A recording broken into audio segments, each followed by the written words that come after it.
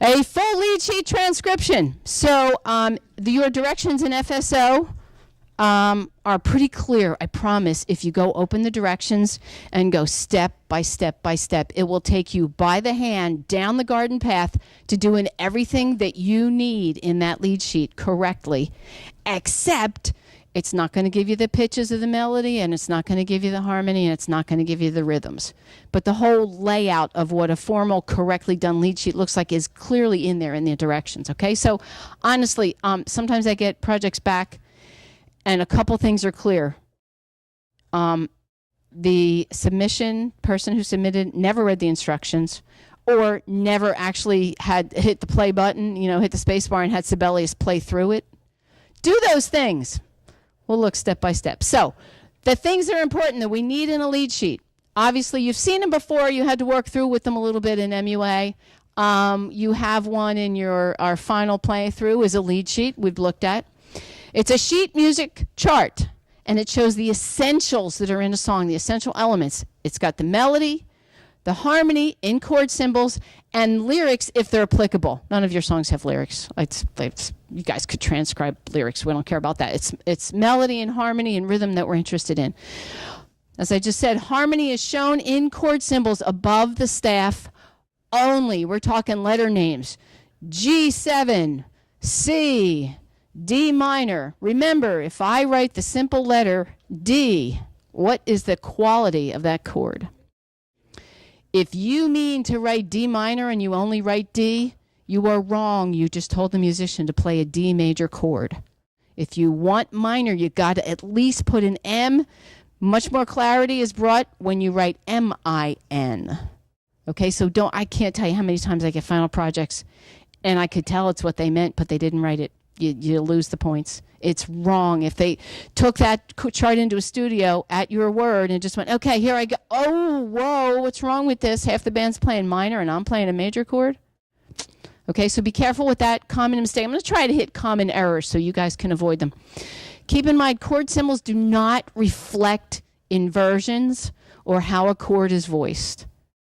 Remember, if we're in a band, and you're going to hear your tracks that you can choose from are, there is a bass player. The bass note is going to help you. It is your friend, is going to help you determine what the progression, what the chords are. Because we hear and analyze from the bottom up. That's why you got to go to the bass first to figure out what's going on. Remember, if you have a bass player playing a C, the guitar player can play that C chord in any formation he or she wants. They can play it with G on the bottom as the lowest note. It doesn't matter. Because of the bass player, it is a C chord in root position. Make sense? You guys with me? Okay, so don't be fooled by that. A chord symbol means the guitar player might play a C chord in any inversion he or she thinks is appropriate to where it sounds good on the instrument. Okay? And also, a side note, harmony is in chord symbols above the staff, above the melody, right? No Roman numerals on a lead sheet. Just chord symbols up top. Alrighty, let me move this over. So, obviously, when you go to transcribe something, if I go to transcribe something, I try and listen to it multiple times, as I said to you guys earlier when you had to do the chord chart. I'll listen to something multiple times, usually doing mundane tasks in which I'm not all stressed out about, I have to figure out the harmony is. I just kind of let it enter my consciousness while I'm like folding laundry or doing dishes. If you don't have that luxury, you absolutely got to listen to the track multiple times. And once in a while, somebody, a student will say, well, when I hear the first couple chords, how do I know if it's a one chord? You don't. You need to hear the whole thing. You need context. You need a reference point. You have to listen to the whole thing all the way through and multiple times to get a sense of where tonic is. Songs don't always start on the one chord. A lot of times they do, but not always. So, and I'm not trying to trick you. This is not in relation to the assignment. I'm not trying to trip you up. If anything, we're trying to make it so that you go, oh, okay, I'm hearing this. Yay, I did well on the final project because I'm starting to hear things. We're not trying to trip you up. I'm just saying, out in the real world, songs don't always start on the one chord, and so people go, well, how do I know? Because you have to listen to the whole thing. You need a reference point. You can't just whip it out of thin air. You have to know. It's like saying, well, which is higher, an airplane then what? You need a reference point. Same thing. You got to have reference points. So, of course, listen to the whole thing multiple times. So other than that, you guys, if you have to transcribe something, what do you guys do? If you might not have had to transcribe a lead sheet or parts or anything yet, but you do now. I think he's saying he goes by Roman numerals. That's why I make a point of saying do not put them in the lead sheet. But he said, of course, the next step is once he figures out, like he can hear 1, 4, 5, he figures out what key he's in, and he knows how from smarts to go, well, if on one chord I'm in D flat, then that's a D flat. And if next is a 4 chord, then it's a G flat, etc. That's a good workflow. Any other tips, any other thoughts anybody has? He says he establishes the tonic, tries to establish the tonic, then tries to build the melody in relation to what he's hearing, what's going on. Good. There's an important step that you're probably doing that we didn't say out loud. The step that you guys are sort of referring to in a sideways way, you got to have it up here. In other words, we have not been screaming at you guys in lab to audiate because we just like the word. You really have to be able to hear it up here. If you own it, if it is yours, you're going to be able to just express it outwardly and match it up a lot better to what you have to transcribe. Okay? So when I'm transcribing, if I play something, I'll go phrase by phrase, which we're going to, it's going to be in the suggestions, but going phrase by phrase, and I'll listen to it, and I stop the recording, and I sing it back. I try and hear it back first, and then sing it back. I transcribe something that goes like this.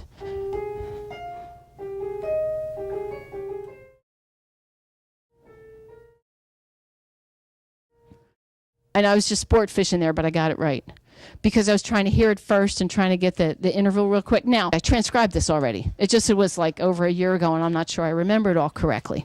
But the point is, I listened to that melody, and I kept going, da-da-da, da-da-da. I knew it was a half step, and I was more interested in what's da-da-da-da-da. That's a big interval. What is it? Da-da. Major 6, and I knew it was a half step. So for me, for that piece, I had to find the top note. Da, da, da, da, da. Here's the major 6 below it. And then I could hear it was just going down by step.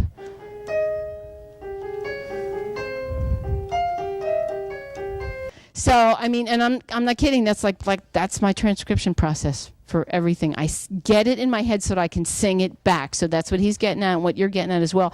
Don't forget, be able to hear it in your head. That's why we've been saying audiate, audiate, audiate. You should be able to establish tonic by the fact that it's a point of resolution. Generally preceded by what? A point of what? Generically. Preceded by a point of tension. These are the things we have to see in your lead sheet, and I'll talk about some pitfalls where I see the most mistakes every month. Of course, you have to have the key signature. That's critical. Have to have a metronome marking. This one is forgotten very often. If I am in 6/8, think for a minute. What is the unit of pulse? What's the metronome marking? What rhythmic notation is going to be the metronome marking? What is it? Dotted quarter note for 6/8 or 12/8, anything in compound meter that we've talked about this month. If I'm in simple meter, for example, 4/4, what is the rhythmic unit of pulse? Quarter equals some number. That is your pulse, right? Okay, so once in a while I get incredibly strange metronome markings. It should be one of those two. We didn't do anything weird. Sometimes I get I guess people click around and didn't pay attention to the instruction. I'll get a 64th note equals 128. What? No, we're either going to be a quarter note equals something or a dotted quarter note equals something, depending on which type of meter, whether you're in simple or compound. Make sense? So note to self, don't forget the metronome marking. Of course you need a time signature. Of course, that's critical. Remember, these are not the same thing. It refers to the meter, the type of meter, and this refers to how we're divvying up mathematically the sounds that we're making. They're not the same thing, but they're intricately related. Time signature and type of meter are intricately related, and of course that refers to type of meter. So not the same thing, but intricately related. Of course you need harmonic rhythm properly reflected in the placement of chord symbols, and what I mean by that is, here's my god-awful melody that I didn't write out. If I have a C chord that happens on beat 1, and it's held, it's that harmony is present, not necessarily played by every player, but present for 3 beats, and then there's a change of harmony on beat 4, I got to put the G where beat 4 would fall. And you're going to have melody, so it should be directly over whatever note falls on the 4th beat if the harmony falls on the 4th beat. It makes a big difference. So that harmonic rhythm matters. And now we're not worried about slash rhythm or slash notation. You have to give me the actual melody. You have to actually figure the melody out and notate it out properly, which is correct pitches and rhythms in the melody, of course. The form of the song using rehearsal marks between the metronome mark and the form marking. So those are the 2 most commonly things forgot. There are only a few points, but it's still helpful. So don't forget, use rehearsal marks to let me know what the form of the piece is in your eyes. And remember, I will be, if I see the justification for what you chose for the form, I'm not going to argue with it because people argue about form all the time. But here's my favorite. It's transcribed. And if I get this kind of a form, there's usually some mistakes, but I get this. A, B, C, D, E. No. Every line is not a piece of the form necessarily. Every line is not its own section. We're looking for sections that have a relationship. They have similarities or differences that catch your ear. So you'll get the hang of that. I think you guys are better than you think. I suspect when I get just a rehearsal letter at every line, they just didn't think through. And listen carefully to what's going on. Usually the form is pretty easy to catch. Okay, so don't forget, the 2 biggies are metronome mark and form, the rehearsal marks. Another one that sneaks by a lot of people, placing the melody in the correct octave of the treble staff. So you got to really listen carefully whether they're playing A4 or A5. Or F4 or F5, or if the whole melody is up there with F5, or is it down here right above middle C at like F4, G4, A4, around there, okay? It is possible you can use you could write it down here and use the 8 VA sign that is within Sibelius, and that basically means here's the right pitch, but play it up an octave. So don't assume that every song has the melody up an octave, and don't assume that every song doesn't have the melody up an octave. You just got to listen to what you choose, okay? Questions? Alrighty, so getting down to business. You got to listen to the track, find tonic, and reproduce it vocally. And you want to slowly and carefully locate tonic or do on the keyboard. So if I'm here, I don't have a pedal.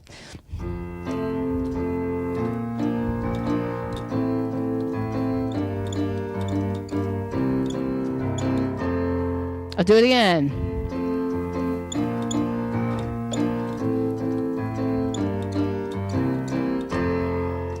Can you sing do? Hear it first, don't sing out loud. Let's hear do. I got some Gregorian chant going on. Here comes again. It's in there, it's mixed in. Here you go.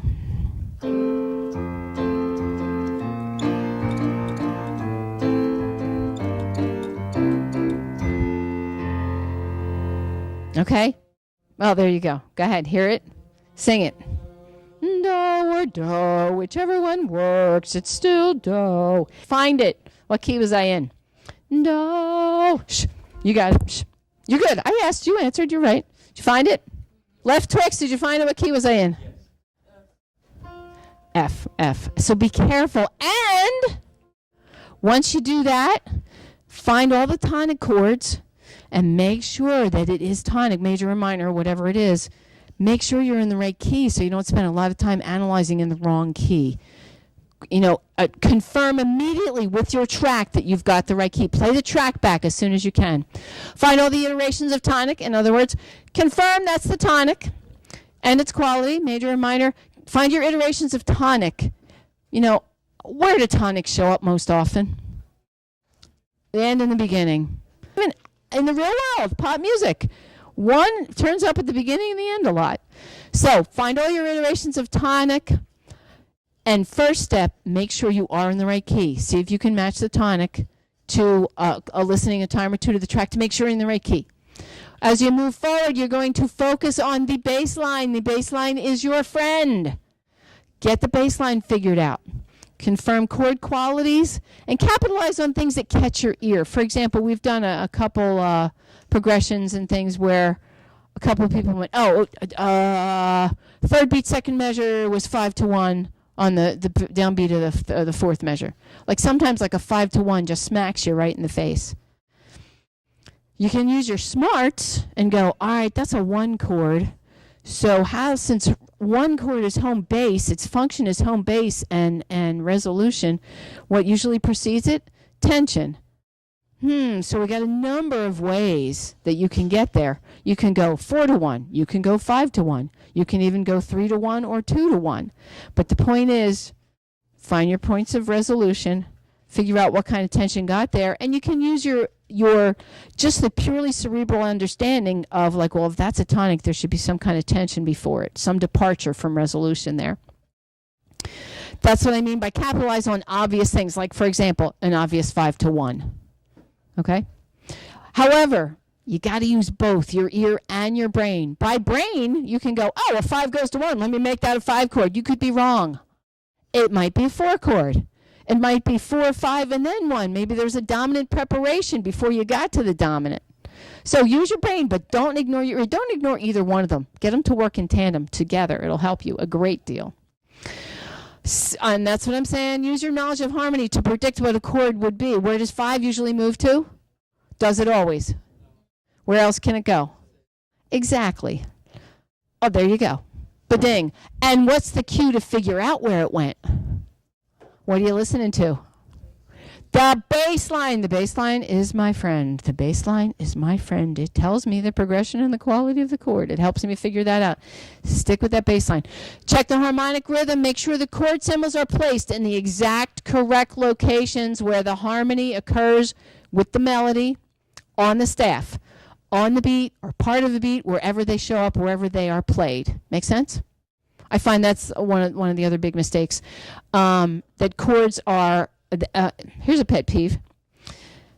Instead of using Command K, which is for chord symbols, which is what you should be using, you guys know this in Sibelius, you highlight a note, you hit Command K and a little cursor comes up and that will give you a chord symbol specifically. That makes a difference. Where you place the chords in relation to the melody, that harmonic rhythm is important. One thing you got to be sure and do, of course, when you're done, and this one I'm just stumped, but I get assignments back that I can tell you didn't play the track. You didn't play the Sibelius to see how it sounded, and it's kind of hard to play the Sibelius and the track at the same time. They're not going to be in sync. It's going to be impossible to sync them up. But play the track, and what you should do is be playing along with it as best you can. If you can't play melody and harmony with the track at the same time, that's completely understandable. Try one. Play the harmony with the track if that's all you got. Doesn't matter which hand you're using. I don't care. You're not being graded for which hand you're playing it back with. Play back the harmony, make sure it matches. Play back the melody and make sure it matches. If you can do both, go you. You're looking for accuracy and for clashes that are inappropriate dissonance. Okay? Questions so far? I think that's it. Oh, no, we're going to look more about, transcribing the melody. When it comes to transcribing melodies, everybody's got their own workflow. I can only tell you what works for me. It may be different for you, but I like to start with the rhythm. Especially if I've been listening to it for a while, I kind of get a sense of the rhythm, and once I do get a sense of it, I might figure out a couple rhythmic figures, but then I find I'm drawn to doing the melody again, and then I go back and figure out more rhythm and then more melody, and did I get the rhythm and melody right? In other words, I bounce back and forth, but I find I do generally try and get the rhythm first before I figure out the pitches. But not always. You guys will have to figure out your own workflow. Work through phrases one at a time. It's structured that way. That's the nature of our music. Phrases will help you. We often have 2 or 4 bar phrases.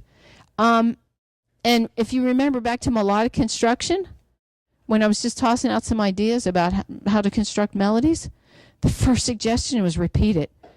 Think about it. How many songs do you know where the melody is repeated? A lot. So that's not a bad thing. That's a real legit way that music is constructed. So when you're listening to phrases, getting one phrase right There could be a sequence, then you're just done. You just like got 2 phrases down. You just got to get the right intervals, make sure you counted for any differences of what key you're in, changing whether it was a major third or a minor third, it might have moved up, whatever, that kind of thing. And, there will be repetitions. Solfege and scale degrees will be helpful. With the one we transcribed, remember we figured that out using both solfege and scale degrees. I think solfege is more helpful because in my mind, solfege helps you figure out the harmony to some degree. If I know do, if I hear do, I hear that as like the tonic note. Well, then maybe I'm a tonic chord. It could be the 4 chord because do is in the 4 chord as well. But using solfege helps me. It adds a little bit of a hint of like, oh, well, what's the harmony then? But scale degrees do the same thing. I don't care how you do it. All of these tools that we're jamming into your toolbox this month are only meant to help you have a better ear and be a better producer, ultimately. Play phrases back in your inner hearing, then sing them to figure out pitches. Like I said, I literally went, ba-da-da, da-da-da, da-da-da, and I spent the first time, a few times going da-da-da, and I knew it was a half step. Right? And then I was going ba-da-da, ba-da-da. That's just da-da-da-da. And so on. And I think you guys have a reasonable grip on this.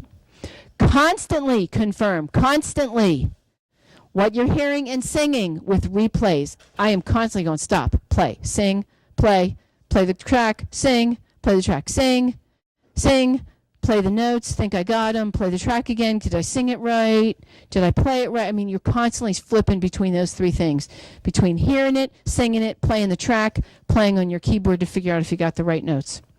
Look for similarities and differences in phrase structure. It's going to help you. Like we just got done saying, how often are melodies repeated? A lot. Or they have a related structure. There may be a, I can't believe I can't think of the word.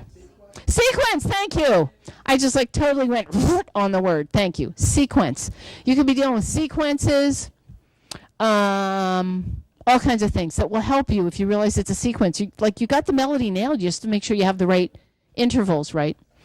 And of course, same reference to this, write the melody in the correct location on the treble staff. 8 VA may be used. 8 VA means 8 notes higher, above, okay?